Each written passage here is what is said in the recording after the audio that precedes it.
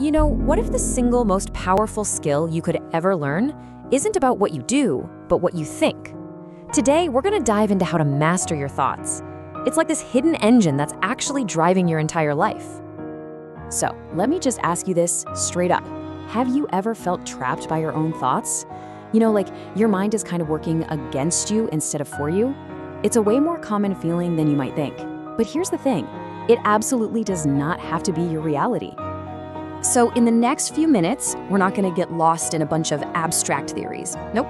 We're breaking down a clear, actionable framework, basically a practical guide for taking back control of that inner world.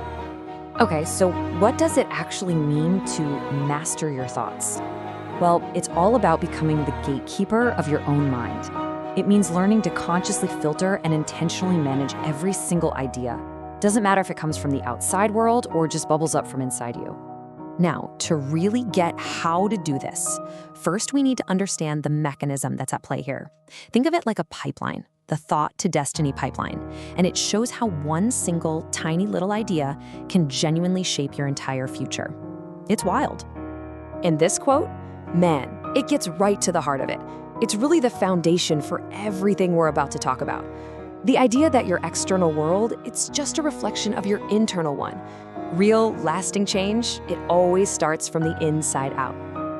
Okay, here's a really great way to visualize this whole process. Just picture your mind as a mill. You've got raw material, thoughts and ideas, going in one end, they get processed, and then something totally new comes out the other side. So here's how that mill actually works. It's a 4-stage flow.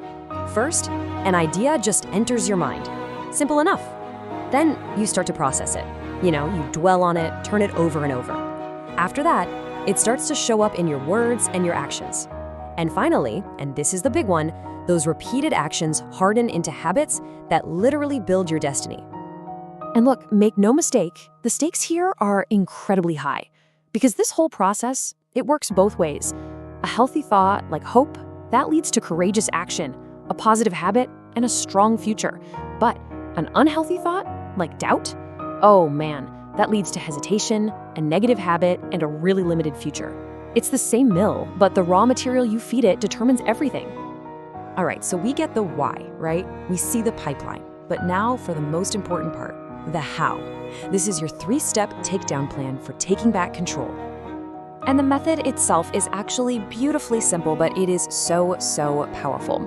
It's just 3 steps: identify, refuse, and replace. So let's break each one down. Okay, step 1, identify. Everything, and I mean everything, starts right here. This is all about awareness. You just can't change what you don't acknowledge, right? So you have to start paying attention, really consciously identifying the thoughts you're allowing to just run wild in your mind. And listen, this isn't just about passively noticing what's going on in there. No, it's an active process. It's about judgment. You have to start asking yourself, hey, is this thought actually worthy of my time? Does this line up with the person I want to become? Getting that clarity, that is the absolute key to knowing what to keep and what to throw out. All right, so once you've identified a thought as unworthy, we move on to step 2, refuse. And this isn't about trying to suppress the thought or pretend it's not there. It's about making a conscious choice to actively reject it, to literally deny it any power over you. So what kind of thoughts are we talking about rejecting? Well, anything that's just common or negative or flat out useless. Basically, if it doesn't meet the high standard you've set for your life, it's gotta go. And this isn't some one and done decision, It has to become a daily, constant practice. And that brings us to the final step, and honestly, it might be the most critical one in the whole process. Step 3, replace. You have to replace the thought you just kicked out, because an empty mind, well, that's just an open invitation for all those old patterns to come rushing right back in. So, why is this replacement step so important? It's because your mind, well, it hates a vacuum. It doesn't like empty space. If you just kick out a negative thought without putting something positive in its place, your mind is just not going to stay empty for long. So the action here is simple, but it is so powerful. You have to intentionally plant a positive, healthy, success-oriented thought right in that space you just cleared out. You are actively choosing what grows in the garden of your mind. So when you put it all together, the thought pipeline and this three-step plan, it all leads to one single powerful conclusion. You are the architect. The power is, and it has always been, within you. Okay, let's boil all of this down to 3 core truths you can take with you. First, your life only changes when your thoughts change, period. Second, every single result you see in your life, it all started as just a tiny idea. And third, if you want to build a better future, you absolutely must guard your thoughts today. You know, there's one last metaphor that really brings this all home. We started with the mind as a mill, which is all about process, right? But thinking of your mind as a garden and you as the gardener, well, that's all about personal responsibility and cultivation. And this just nails the central theme perfectly.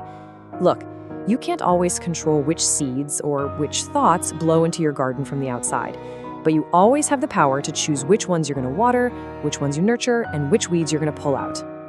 And really, this is the main takeaway from everything we've covered. You are the master of your mind. It is not the master of you. And this isn't just some feel-good, wishful thinking. It's a real skill that you can develop with conscious practice. Which leaves us with one final, powerful question for you. If you really are the gardener of your mind and you are the architect of your destiny, what will you choose to build?